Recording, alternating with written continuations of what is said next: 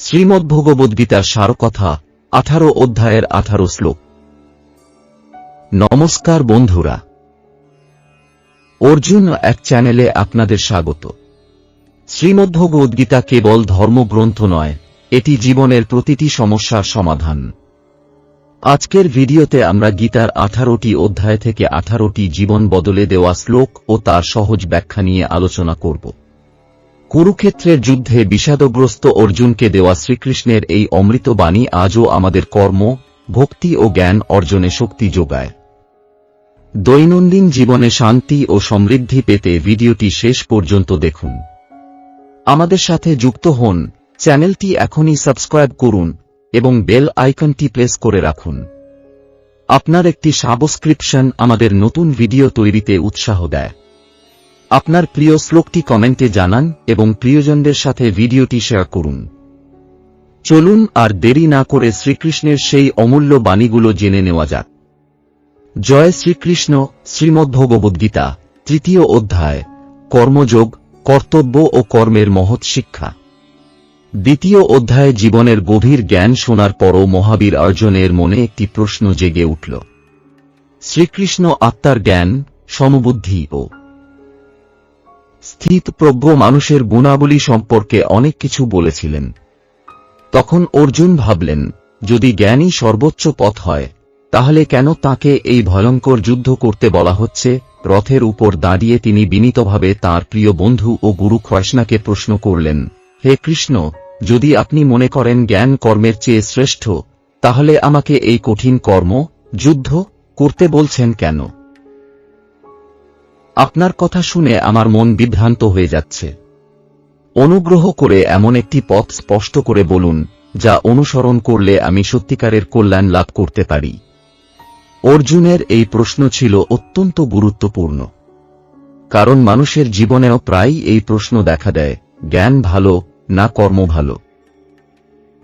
নিস্তব্ধ ধ্যানের জীবন ভালো না কর্মময় জীবন?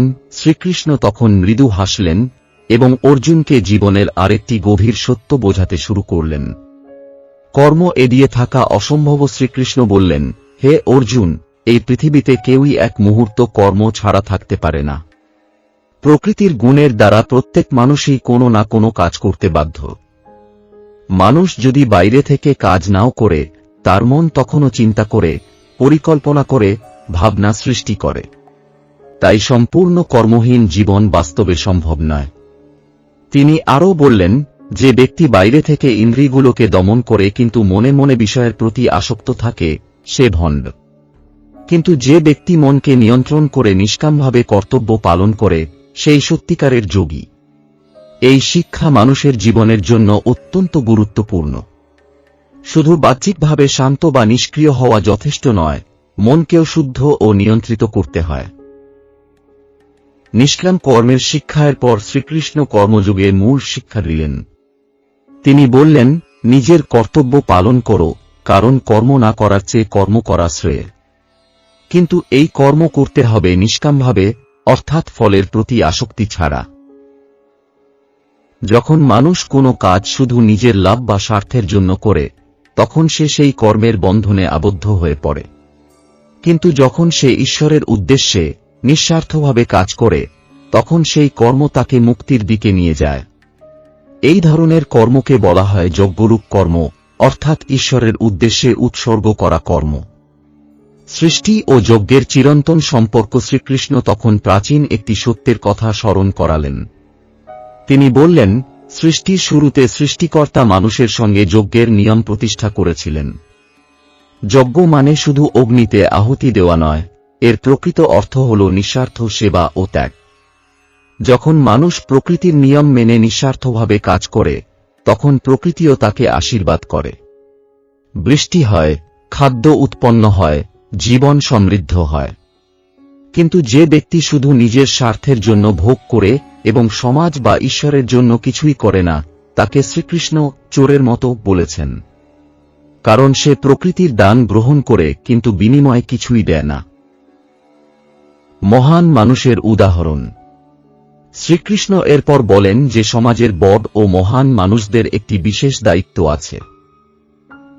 তিনি বলেন, মহান মানুষ যা করেন সাধারণ মানুষও তাই অনুসরণ করে।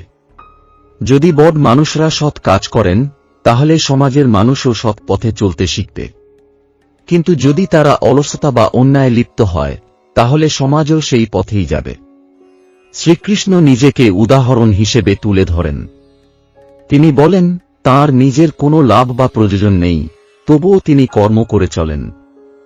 কারণ যদি তিনি কর্ম ত্যাগ করেন তাহলে মানুষও কর্ম ত্যাগ করবে এবং সমাজে বিশৃঙ্খলা সৃষ্টি হবে। এই শিক্ষা আমাদের শেখায় যে প্রত্যেক মানুষের কাজ সমাজের উপর প্রভাব ফেলে, তাই দায়িত্বশীলভাবে কাজ করা অত্যন্ত গুরুত্বপূর্ণ। অজ্ঞ ও জ্ঞানীর পার্থক্য।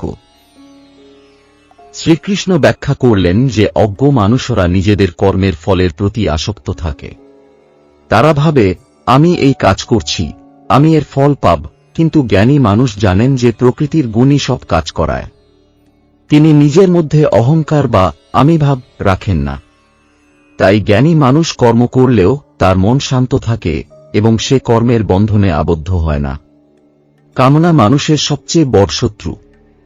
অর্জুন তখন আরেকটি প্রশ্ন করেন, হে কৃষ্ণ, মানুষ অনেক সময় নিজের ইচ্ছা না থাকা সত্ত্বেও পাপ কাজ করে ফেলে, যেন কোনো অদৃশ্য শক্তি তাকে বাধ্য করছে। সেই শক্তি কি? শ্রীকৃষ্ণ উত্তর দিলেন, সেই শক্তির নাম কামনা ও ক্রোধ। এগুলোই মানুষের সবচেয়ে বড় শত্রু। কামনা মানুষের মনকে অন্ধ করে দেয়। যেমন আগুন ধোঁয়ায় ঢাকা পড়ে যায় বা আয়না ধুলায় ঢাকা পড়ে যায়, তেমনি কামনা মানুষের জ্ঞানকে আচ্ছন্ন করে দেয়। কামনা মানুষের ইন্দ্রিয়, মন ও বুদ্ধির মধ্যে বাস করে এবং তাকে ভুল পথে পরিচালিত করে। তাই শ্রীকৃষ্ণ বলেন, প্রথমে ইন্দ্রিয় নিয়ন্ত্রণ করতে হবে, এরপর মনকে নিয়ন্ত্রণ করতে হবে এবং শেষে বুদ্ধির মাধ্যমে কামনাকে জয় করতে হবে। আত্মশক্তির জয়। অধ্যায়ের শেষে শ্রীকৃষ্ণ একটি গুরুত্বপূর্ণ সত্য প্রকাশ করেন। তিনি বলেন, ইন্দ্রিয়ের চেয়ে মন শক্তিশালী, মনের চেয়ে বুদ্ধি শক্তিশালী, আর বুদ্ধির থেকেও মহান হল আত্মা। তাই মানুষ যদি নিজের আত্মার শক্তিকে উপলব্ধি করতে পারে তাহলে সে সহজেই কামনা ও দুর্বলতাকে জয় করতে পারে। উপসংহার এইভাবে তৃতীয় অধ্যায়ে শ্রীকৃষ্ণ অর্জুনকে কর্মযোগের মহান শিক্ষা দেন। তিনি বোঝান, মানুষ কর্ম ছাড়া থাকতে পারে না, নিজের কর্তব্য নিষ্ঠার সাথে পালন করতে হবে। ফলের প্রতি আসক্তি ছাড়া কাজ করতে হবে। কর্মকে ঈশ্বরের উদ্দেশ্যে উৎসর্গ করতে হবে এবং কামনা ও অহংকার থেকে মুক্ত থাকতে হবে। এই শিক্ষা শুধু যুদ্ধক্ষেত্রের জন্য নয়, আমাদের প্রতিদিনের জীবনের জন্য অত্যন্ত মূল্যবান। এই গভীর জ্ঞান শুনে অর্জুনের হৃদয়ে ধীরে ধীরে সাহস ও স্থিরতা ফিরে আসতে শুরু করল। তিনি বুঝতে পারলেন যে জীবন থেকে পালিয়ে যাওয়া নয়, বরং সৎভাবে কর্তব্য পালন করাই প্রকৃত ধর্ম।